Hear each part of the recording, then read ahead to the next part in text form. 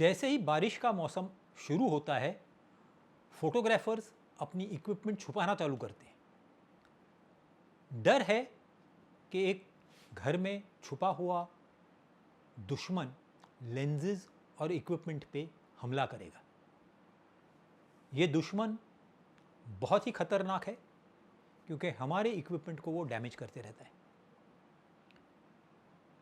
इसे हम फंगस बोलते हैं और छुपाने के बावजूद फंगस पहुंच ही जाता है।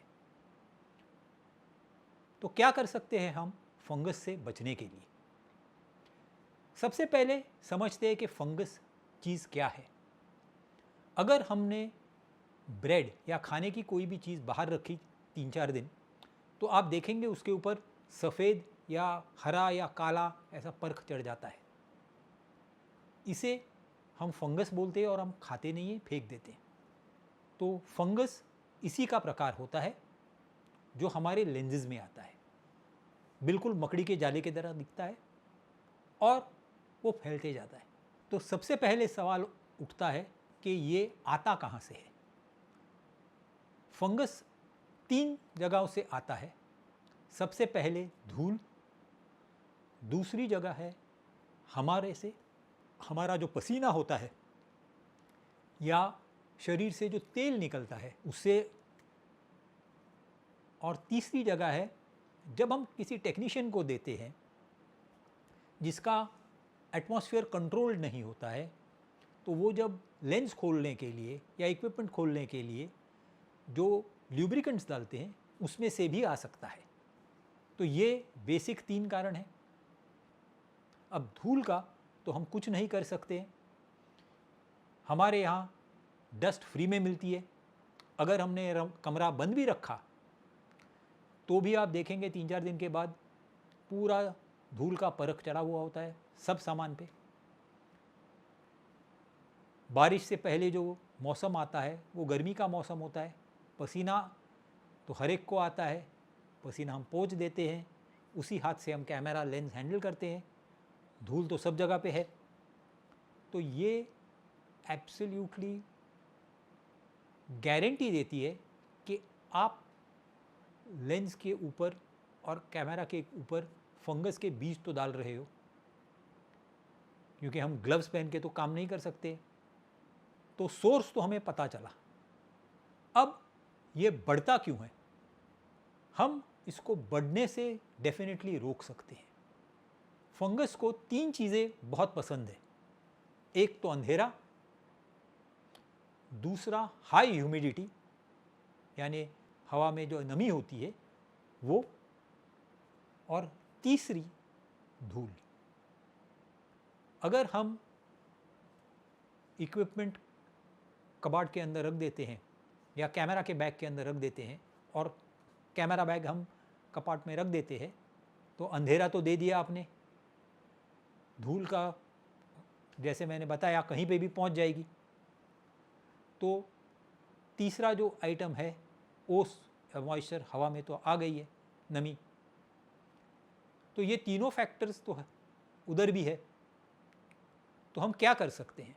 फोटोग्राफर्स ने सबसे पहले एक सॉल्यूशन निकाला कि कबाड़ के अंदर एक बल्ब लगा देने का। सॉल्यूशन थियोरेटिकली बहुत अच्छा था। बल्ब लगाया तो लाइट भी आ गई, अंधेरा नहीं रहा। बल्ब से उष्णता तो मिलेगी, थोड़ी गर्मी मिलेगी, तो 2 काम हो गए। जो नमी है वो भी चली जाएगी। बट तीसरा जो फैक्टर था धूल अंदर आने का, वो अवॉइड नहीं हो पाया। डिसएडवांटेज बहुत बड़ा आया कि जो गर्मी होती है बल्ब की, क्योंकि हम लोग कबाड़ में बंद करके रखते हैं, बल्ब चालू छोड़ देते थे, तो जो लेंस के अंदर रिंग्स थे या रबर होता था वो पिघलना चालू हो गया। जो सीमेंट होती थी जिससे लेंस के अलग अलग एलिमेंट्स जुड़े जाते हैं वो भी छूटने लगते थे। तो बल्ब का सॉल्यूशन तो नहीं ठीक रहा। तो दूसरा सॉल्यूशन जो निकला वो बहुत ही आसान था, वो था silica gel.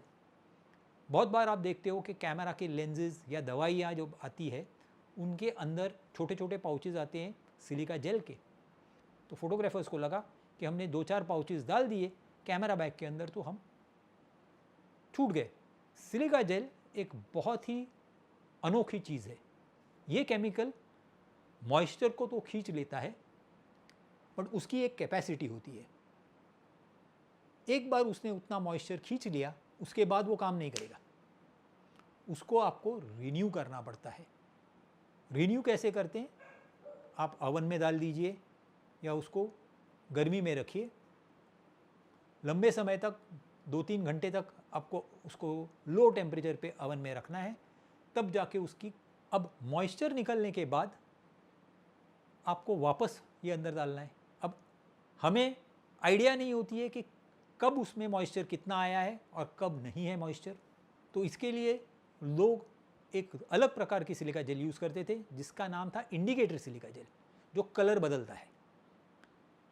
Indicator silica gel एक बहुत ही खतरनाक कार्सिनोजन केमिकल से बना हुआ होता है, यानी वो केमिकल आपको कैंसर दे सकता है, तो इसलिए वो केमिकल अवॉइडेबल है।